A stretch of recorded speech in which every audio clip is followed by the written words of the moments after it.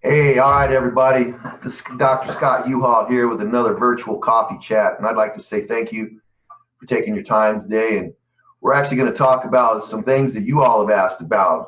You have questions, and I've got some answers, or we've got some answers. We've had a number of people submit some questions about various wellness topics, and today we're going to talk about intermittent fasting and plant-based diets. There's been quite a few comments on that.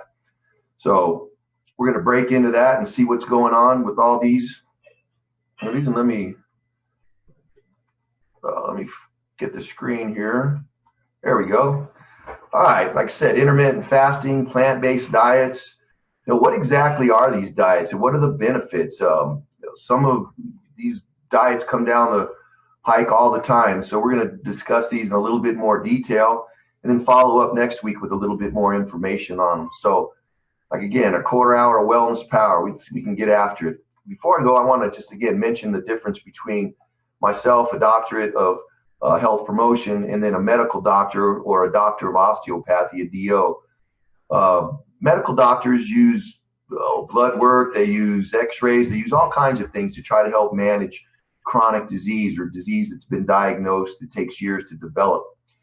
On the other hand, I try to help people by eating better, managing stress, getting better sleep, doing a number of things so that your health stays good and you have a great quality of life throughout. So we both do a number of things. We just go about our practices a little bit differently. So with that, if you have any questions you'd like to share, please put that in the chat box at the end of the program and I'll address those. And then again, I want to say thank you to Kangaroo Coffee, our sponsor for the virtual coffee chats.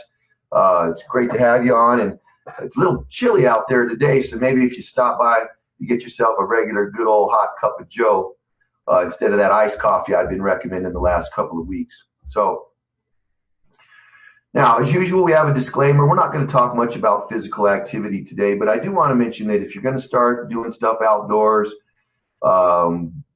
manual labor, fitness, and you haven't had your annual physical, please get that done so that they can check, a medical doctor can check you out and make sure that your health is good while you're out there having fun, out in the great outdoors or playing with the family, whatever it may be that you enjoy doing. So let's get after it. What exactly is intermittent fasting? We'll call it IF. But basically what it is, regardless, there's a variety of types, but really what it is, it's a cycle of eating and not eating. Periods between anywhere it could be, they've got what the most common cycle is what they call it a 16-8, where for 16 hours you fast and for 8 hours you eat. And before I go into much more detail, I want to differentiate between fasting and starving.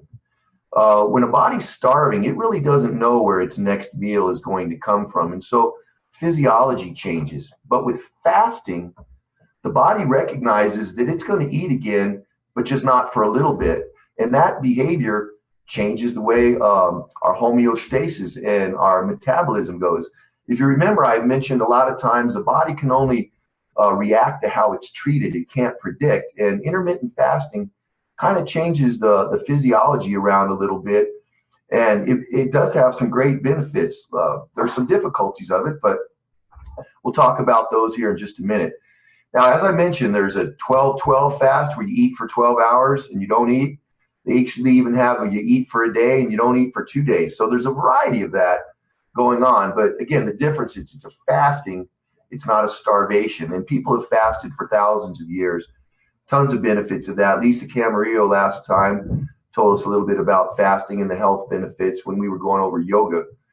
But in reality, how it works is after about 8 hours, the glucose, which our body must have, blood sugar, is pretty much absolutely gone from the nutrition that we've eaten. And as a result, our metabolism changes in this concept of gluconeogenesis, where we make glucose from other substrates, not necessarily carbohydrates.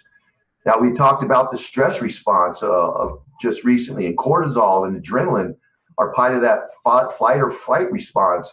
And with intermittent fasting, our bodies can use cortisol and adrenaline, as well as protein, glycerol, which is part of a triglyceride or a fat molecule.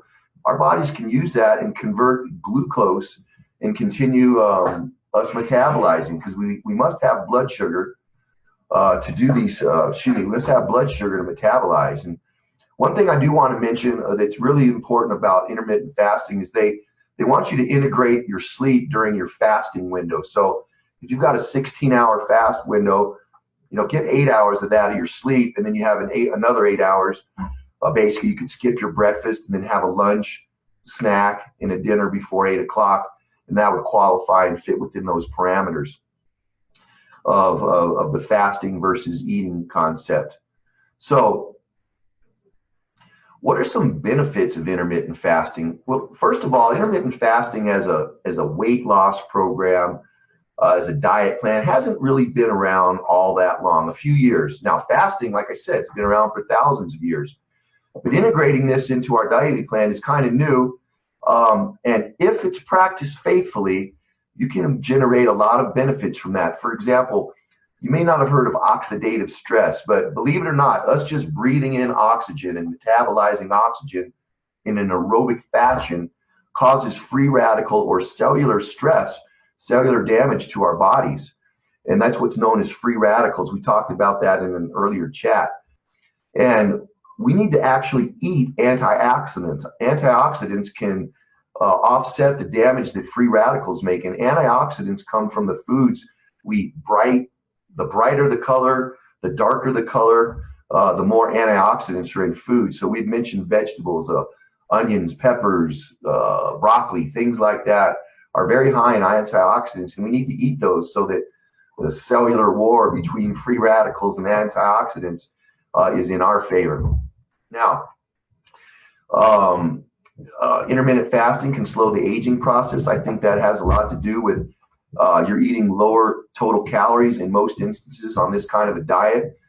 And I think that helps because your digestive system, even digesting food, actually causes internal stress, that oxidative stress on our bodies that I've talked about. Now, we need to digest food. We can't do that or go without that. So we need to try to do other things that offset the free radicalism that occurs just as a result of metabolism. Now, it's very helpful in weight loss. I had mentioned that one of the nutrients that your body can use is glycerol, which is part of a fat cell, and your body can get sugar out of that. Not on a normal situation, but under fasting situations, we definitely can use these other substrates to get sugar out of that. So it is helpful for weight loss, again, but it has to be practiced faithfully. There's a reduction in heart disease, diabetes, reductions in inflammation, improved glucose and insulin interactions. And again, I believe this all has a lot to do with how your body can reset its digestive system with fasting instead of just wondering when the next meal is coming with starvation. And again, your body reacts at a cellular level differently because of those two instances. Now, here's my take on intermittent fasting. I believe it works, but it must be practiced faithfully. You can't do an 80% effort or I'm going to fast from 12 to 8 on this day. I got a big party this weekend, so I'm going to fast at other times so I can enjoy my party. It doesn't work like that. You got to be extremely consistent with this. And again, it's a low calorie diet, which has benefits, and it's really hard to pack in 2,000 calories in 8 hours. You can do it, but you're probably going to be doing some eating where you're not really hungry. They actually have a 20-hour fast, 4-hour eat, and putting 22,000 calories in a 4-hour window is even harder. So again, there's some give and take with that, but it does have results that cannot really be denied. Now, you can't eat what you want. You still have to eat healthy. If you're eating burger and fries for your calories, that's really not good nutrition for your long-term health. And then in addition, if you're eating this intermittent fasting and you're doing heavy exercise, be careful because you could put yourself in a hypoglycemic state, or you could actually even cause muscle loss or muscle wasting because your body can get nutrition, can get glucose from proteins. So, all in all, I'm going to say this is a little bit of a gimmick diet because you've got to follow some rules. I'm not saying that it doesn't work, but you have to be really careful.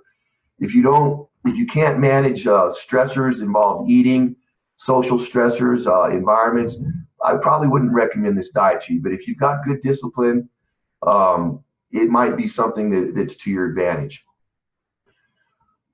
One though, we're going to go one up on this intermittent fasting. I am a fan of plant-based diets.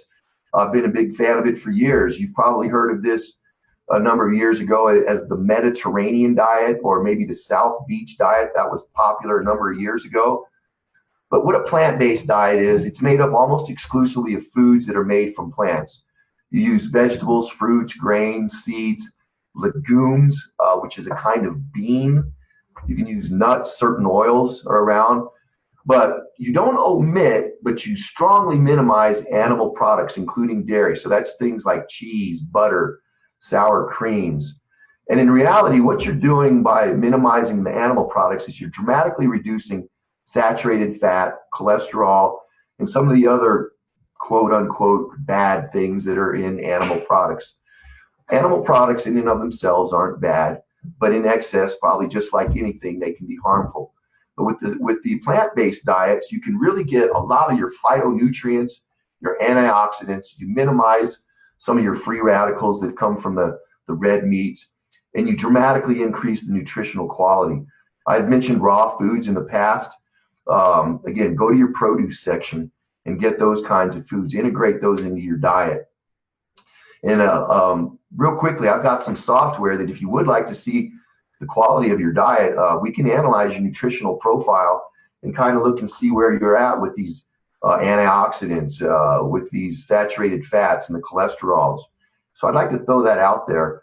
If you have the interest, let's get together and talk about that and analyze your diet. Now, the benefits of a plant-based diet, they're dramatic. They're huge. Massive reductions in cardiovascular disease and heart disease, strokes. And you have improved blood values. Again, the cholesterol and triglycerides, the blood sugars. These all come about because we're not ingesting things that influence these values in a negative way. We're actually ingesting foods that are helpful for our health. Other things, benefits of a plant-based diet, it reduces the likelihood of obesity and diabetes, just again, because of the insulin and the glucose interactions. Plant-based diets generally don't have these big sugar spikes that you can get with processed foods, man-made foods, bad carbs, sugary drinks, and things like that. Many forms of cancer can be reduced. And then inflammation, we've talked about that with the oxidative stress. And one thing I do want to mention I haven't brought up before is nitric oxide. It actually is generated from eating foods, especially L-arginine, and then some of these antioxidant-based vegetables that I've made reference to. And what nitric oxide is, it's actually a gas that has a very short life, so that after 30 minutes of eating food, it's gone from our system. But what nitric oxide does, it helps to kind of oil our arteries and veins. It helps to allow the elasticity in our vessels to occur.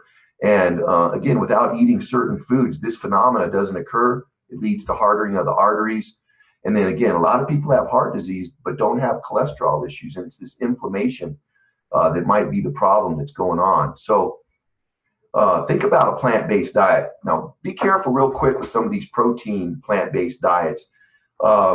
They do come from plant bases, but a lot of times to make it taste like meat, they add a lot of other things, a lot of fats and so on. And some of the foods that are plant-based proteins actually are probably not as good for you as the real thing. So again, there's no perfect food out there. You're going to see some crazy stuff out there, but check your food labels.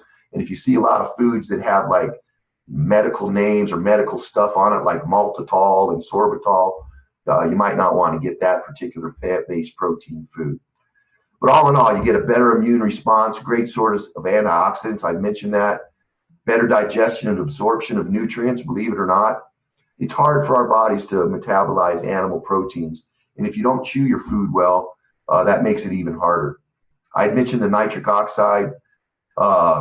Ladies and guys, get healthier skin, care, nails, all that kind of that. So cut down on your beauty costs. Mental awareness and acuity. People have asked about brain fog. And eating a plant-based diet can really reduce the brain fog that you get. All right.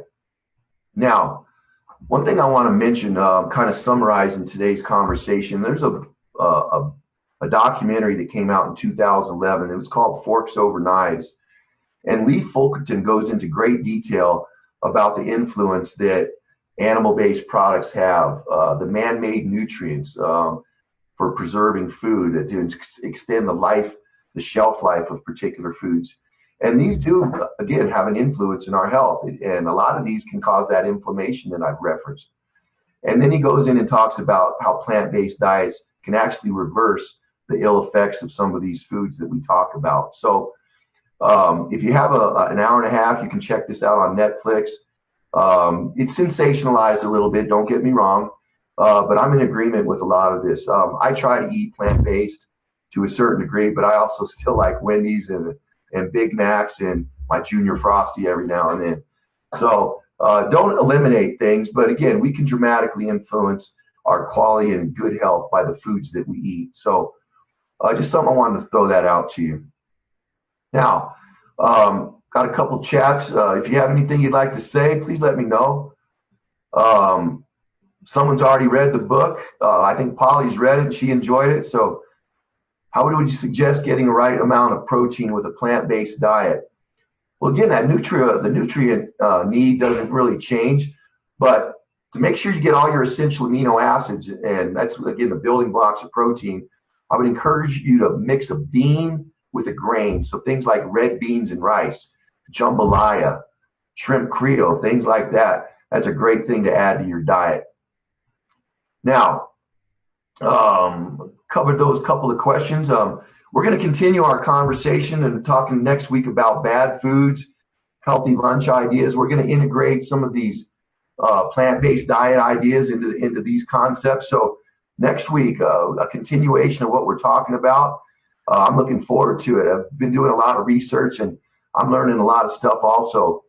So we're going to talk about that in great detail next time.